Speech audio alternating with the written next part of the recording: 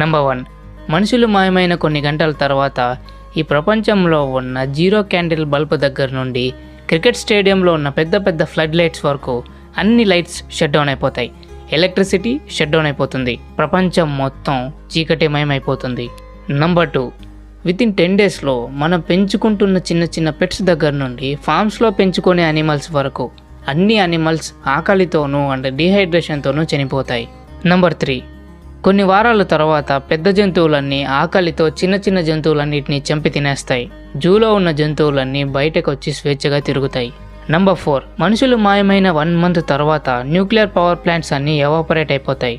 Evaporation వల్ల explosions జరుగుతాయి. ఈ ఎక్స్ప్లోజన్స్ ఎలా ఉంటాయంటే, ఒక్కసారి ఒక ఎక్స్ప్లోజన్ జరిగితే 100 అటామిక్ బాంబులు పేలినంత పవర్తో ఎక్స్ప్లోజన్ జరుగుతుంది. అంటే ఇక మీరే ఊహించుకోండి ఆ న్యూక్లియర్ ఎక్స్ప్లోజన్ ఎంత పవర్ఫుల్గా ఉంటుందా అని. నెంబర్ 5. ఒక సంవత్సరం తర్వాత మనం అర్త్ ఆర్బిట్పై ఉంచిన వేలాది భారీ వస్తువులు ఆకాశం పైకి వెళ్ళి అక్కడి నుండి మళ్ళీ కిందకు కూలిపోతాయి.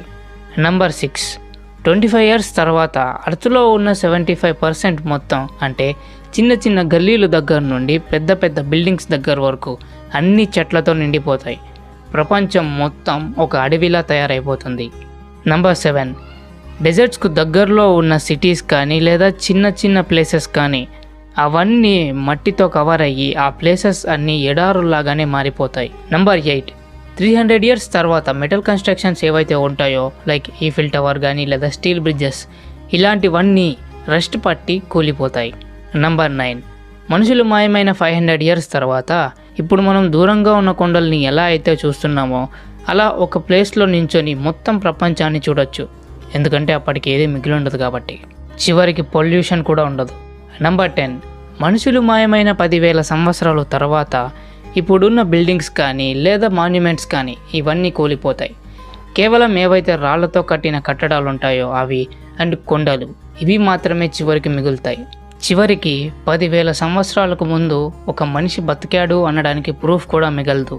ఇప్పుడున్న కండిషన్స్లో మనుషులు మొత్తం మాయమైపోతే ఏం జరుగుతుందంటే మన ప్రపంచం మొత్తం ఆగిపోతుంది. అండ్ ఈవెన్ మనం చెప్పలేం మన అర్త్ కూడా కొన్ని ప్లానెట్స్ లాగా మాయమైపోవచ్చు.